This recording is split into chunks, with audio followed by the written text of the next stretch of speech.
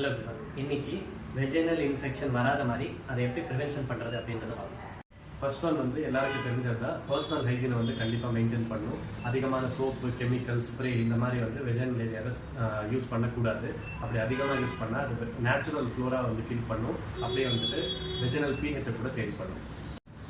Second one, public toilet இல்லைன்னா ஆஃபீஸில் toilets எதாவது யூஸ் பண்ணுறீங்க அப்படின்னா அதை வந்து க்ளீன் பண்ணி வாஷ் பண்ணிட்டு அதுக்கப்புறம் வந்து யூஸ் பண்ணிக்கணும். அண்ட் இதுக்கும் பெஸ்ட் சேஃப் என்ன அப்படின்னா இந்தியன் டாய்லெட் யூஸ் பண்ணுறது சேஃப்.